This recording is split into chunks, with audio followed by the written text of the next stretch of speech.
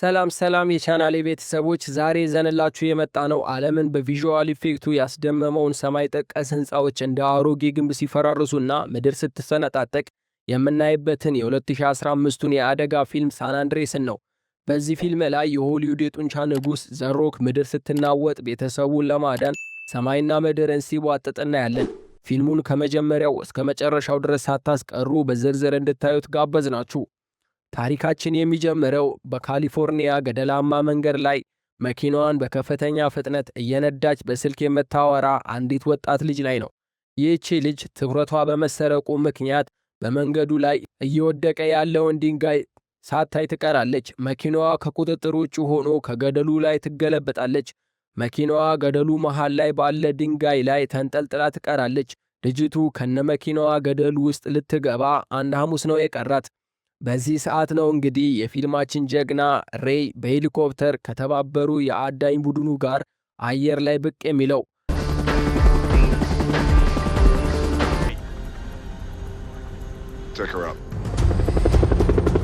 ሬይ ተራ አዳኝ አይደለም። በጦርነት ውስጥ ያለፈና በመቶዎች የሚቆጠሩ ሰዎችን ሕይወት ያተረፈ የሎስ አንጀለስ የአየር ላይ አዳኝ የቡድን መሪ ነው። ሬይ እና ቡድኑ ልጅቱን ለማዳን እጅግ አደገኛ የሆነ ኦፕሬሽን ይጀምራሉ።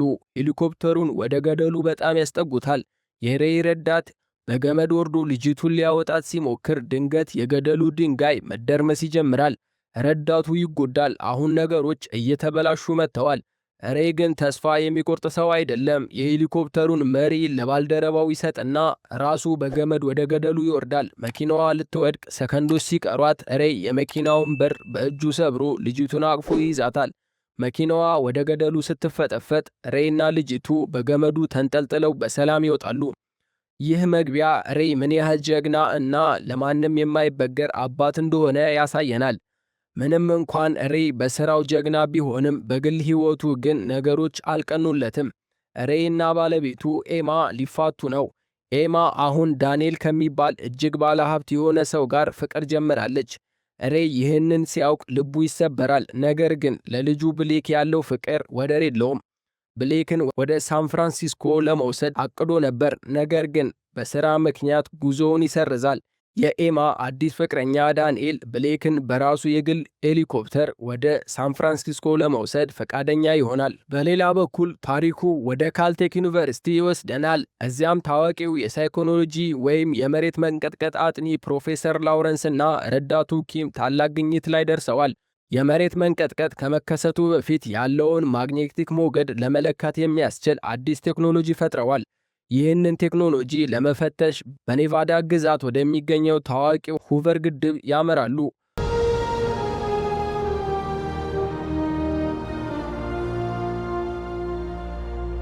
ግድቡ ላይ ሆነው መለኪያቸውን ሲያዩ ቁጥሮች ባልተለመደ ሁኔታ ወደ ላይ እየገሰገሱ ነው። ፕሮፌሰሩ ነገሩ አልተዋጠላቸውም። ይህ ሊሆን አይችልም ብለው ሳይጨርሱ በድንገት ታላቅ የመሬት መንቀጥቀጥ ግድቡን ይመታዋል። የኮንክሪት ግድግዳዎች መከፈት ይጀምራሉ። ሰዎች በድንጋጤ መጮህ ይጀምራሉ። ኪም አንድን ሕፃን ልጅ አቅፎ ለማዳን እየሮጠ ሳለ መሬቱ ተከፍቶ እግሩን ይይዘዋል። ግድቡ ሙሉ በሙሉ ተደርምሶ ሕይወቱ ያልፋል። ፕሮፌሰር ላውረንስ በድንጋጤ ቆሞ ይቀራል። ይህ አደጋ የትልቅ ጥፋት መጀመሪያ ነበር። ፕሮፌሰር ላውረንስ ወደ ላቦራቶሪው ተመልሶ መረጃዎቹን ሲመረምር ይደነግጣል። የኔቫዳው መንቀጥቀጥ የሳን አንድሪያስን ስንጥቅ መስመር ቀስቅሶታል። ይህ ማለት መላው የካሊፎርኒያን ግዛት በተለይም ሎስ አንጀለስን እና ሳን ፍራንሲስኮን ሊያጠፋ ነው። በዚህ ሰዓት ሬይ በሄሊኮፕተር እየበረረ ሳለ ከቀድሞ ሚስቱ ኤማ ጋር በስልክ ያወራል። ኤማ በሎስ አንጀለስ ከተማ መሃል በሚገኝ አንድ ሰማይ ጠቀስ ሕንፃ ላይ ምሳ እየበላች ነበር። በድንገት ስልኩ ይቋረጣል። የሎስ አንጀለስ ከተማ በታሪኳ አይታው ወደማታውቀው የ9.1 ማግኒቲዩድ የመሬት መንቀጥቀጥን ታስተናግዳለች። እይታው በጣም ያስፈራል። መሬቱ ይሰነጣጠቃል። ሕንፃዎች እርስ በእርሳቸው ይጋጫሉ። ኤማ ያለችበት ሕንፃ መደርመስ ይጀምራል። ሰዎች በድንጋጤ ወደ መስኮቱ ይሮጣሉ። ነገር ግን ሕንፃው መደርመስ አላቆመም። ኤማ ወደ ሕንፃው ጣሪያ ለመውጣት በደረጃዎች ላይ ትሮጣለች። ሬይ በከተማዋ ላይ ያለውን አደጋ ከላይ ሆኖ ያያል።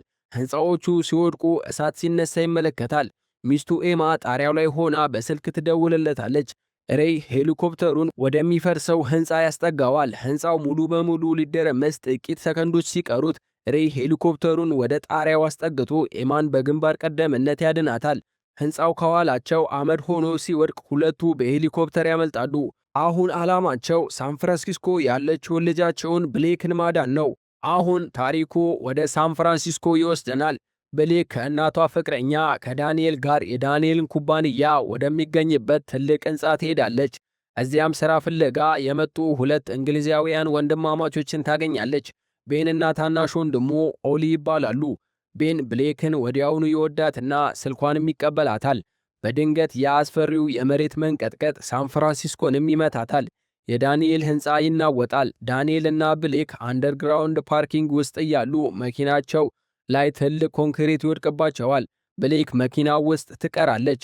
ዳንኤል እሷን ለማዳን ጠባቂ ለመጥራት ወደ ውጪ ይሮጣል። ነገር ግን ውጭ ያለው ፍንዳታና ፍርሃት ሲያየው ራስ ወዳድነቱ ይነሳል። ብሌክ እዚያው ጥሏት ፈርቶ ይሸሻል። ብሌክ መኪናው ውስጥ ሆና ስትጮህ ቅድም የተገናኟት ወንድማማቾች ቤንና ኦሊ ድምጿን ሰምተው ወደ ምድር ቤቱ ይወርዳሉ። በከፍተኛ ጥረት በመኪና መሰንጠቂያ በመጠቀም ኮንክሪቱን ክብደት አንስተው ብሌክን ከሞት ያተርፏታል። ብሌክ ከአባቷ የተማረችው የደህንነት ዕውቀት በመጠቀም ሰዎቹን መምራት ትጀምራለች። ስልኮች ስለማይሰሩ አባቷ ሬይ ሊፈልጋት የሚችልበት ቦታ ታውቃለች። በከተማዋ ከፍተኛ ቦታ ላይ ወደሚገኘው ኮይት ታወርም ታመራለች። በሌላ በኩል ሬይና ኤማ በሄሊኮፕተር ወደ ሳን ፍራንሲስኮ እየበረሩ ሳለ ሄሊኮፕተሩ ይበላሻል። ሬይ በከፍተኛ ጥረት ሄሊኮፕተሩን በአንድ የገበያ ማዕከል ውስጥ በብልሃት ያሳርፈዋል። እዚያም አንድ መኪና ሰርቀው መንገዳቸውን ይቀጥላሉ። ነገር ግን መንገዱ ላይ ትልቅ ስንጥቅ ያጋጥማቸዋል። የሳን አንድሪያስ ስንጥቅ ምድርን ለሁለት ከፍሏታል። እዚያም አውሮፕላን ያላቸው አረጋውያን ጥንዶችን ያገኛሉ። ሬይ መኪናውን በአውሮፕላን በመቀየር በሰማይ ላይ ጉዟቸውን ይቀጥላሉ። በዚህ መሃል ፕሮፌሰር ላውረንስ የቴሌቪዥን ጣቢያዎችን በመግባት አስቸኳይ መግለጫ ይሰጣል። ቀጣይም መንቀጥቀጥ የባሰ ይሆናል፣ ሳን ፍራንሲስኮ ውስጥ ያላችሁ ሰዎች አሁኑኑ ከተማዋን ለቃችሁ ውጡ ሲል ያስጠነቅቃል። ሬይ እና ኤማ ሳን ፍራንሲስኮ ላይ በፓራሹት ይወርዳሉ። ከተማዋ ሙሉ በሙሉ ወድማለች። ወደ ኮይት ታወር ሲሄዱ ቦታው በእሳት እየነደደ መሆኑን ያያሉ። ብሌክ እዚያ እንደሌለች ይረዳል። ሬይ ግን አባት ነው፣ ተስፋ አይቆርጥም። አንድ ፈጣን ጀልባ አግኝተው በውሃ ላይ ሆነው ፍለጋቸውን ይቀጥላሉ። በድንገት የባህሩ ውሃ በከፍተኛ ፍጥነት ወደ ኋላ ማፈግፈግ ይጀምራል። ይህ ማለት ሱናሚ እየመጣ እንደሆነ ሬይ ያውቃል። በታሪክ ታይቶ የማይታወቅ ግዙፍ የባህር ማዕበል ወደ ከተማዋ እየገሰገሰ ነው። ሬይ ጀልባዋን ማዕበሉ ሳይገለበጥ በፊት ከላይ ለመውጣት ወደ ማዕበሉ አቅጣጫ ይነዳታል። ጀልባዋን እያበረረ ማዕበሉ ጫፍ ላይ ያደርሳታል።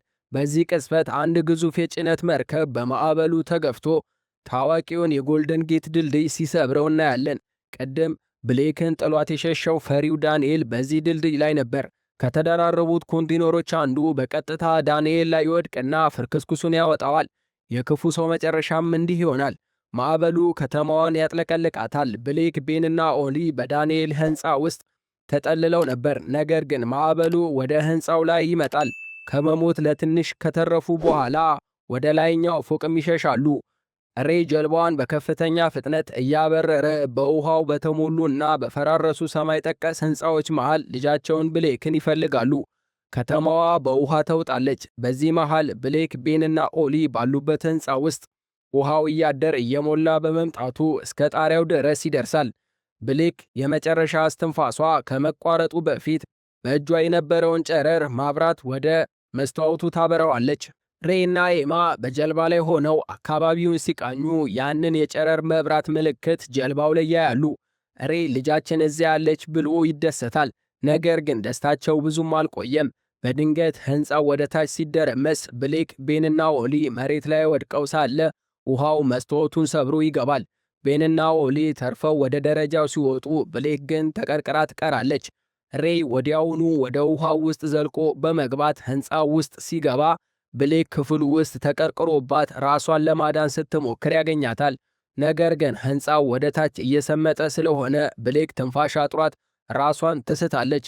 ሬይ ይህንን ሲያይ ያለ የሌለውን ኃይል ተጠቅሞ በሩን ገንጥሎ ልጁን አቅፎ ይዟት ወደ ላይ ይወጣል።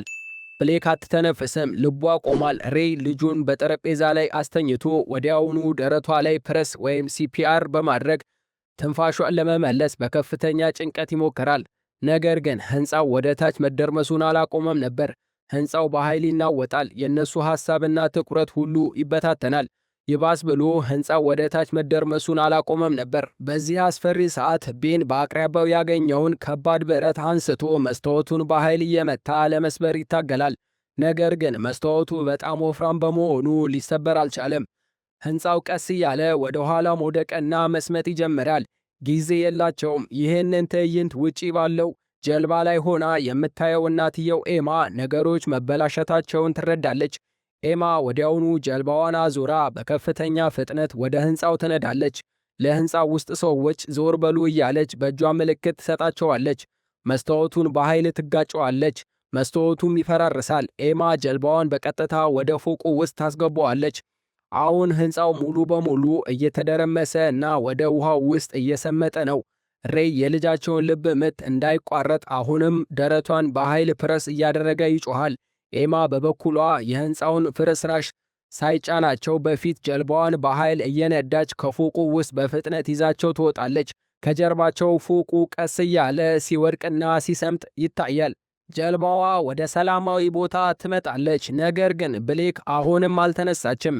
ሬይ ተስፋ ሳይቆርጥ በከፍተኛ ፍርሃትና ስሜት ውስጥ ሆኖ ደረቷን ፕረስ ማድረጉን ቀጥሏል።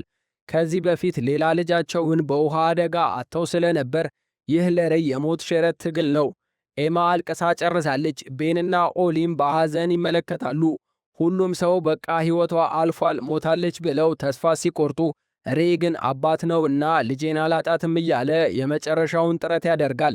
በድንገት ግን ተአምር ይከሰታል። ብሌክ የዋጠችውን ውሃ በኃይል ተፍታ በጥልቀት እየተነፈሰች አይኖቿን ትከፍታለች። ከሞት ትመለሳለች። ኤማና ሬይ በደስታ ያለቅሳሉ። ልጃቸው ያቅፏታል። ቤተሰቡ በድጋሚ አንድ ሆኗል። በመጨረሻ ማዕበሉ እና የመሬት መንቀጥቀጡ ሙሉ በሙሉ ይቆማል። የተረፉት ሰዎች በሙሉ በአንድ ትልቅ ተራራማ ቦታ ላይ በተሰራ የካምፕ መጠለያ ውስጥ ይሰበሰባሉ። ሬይ፣ ኤማ፣ ብሌክ፣ ቤን እና ኦሊ በአንድነት ቆመው አዲሱን የካሊፎርኒያ መልክዓ ምድር ይመለከታሉ። በአንድ በኩል ትልቅ የአሜሪካ ባንዲራ ይዘረጋል። ኤማ ወደ ሬይ ዞር ብላ አሁን ምን እናደርጋለን ስትለው፣ ሬይ የፈረሰችውን ከተማ እያየ በጽናት አሁንማ እንደገና እንገነባታለን ይላታል። ፊልሙ በአዲስ ተስፋና በአሸናፊነት ስሜት እዚህ ላይ ያበቃል። እንግዲህ ቤተሰቦቼ የዛሬው ታሪክ እንዳያችሁት የእናትና የአባት መስዋዕትነት፣ የቤተሰብ ፍቅር ማንኛውንም ተራራ እንደሚያናውጥ ያሳየን እጅግ ልብ የሚነካ ፊልም ነው። ቪዲዮውን ከወደዳችሁት ላይክና ሰብስክራይብ ማድረጋችሁን እንዳትረሱ። በቀጣይ እንድሰራላችሁ የምትፈልጉት ፊልም ካለ ኮሜንት ላይ ጻፉልኝ። እስከሚቀጥለው ቪዲዮ ድረስ ቸር ሰንብቱልኝ።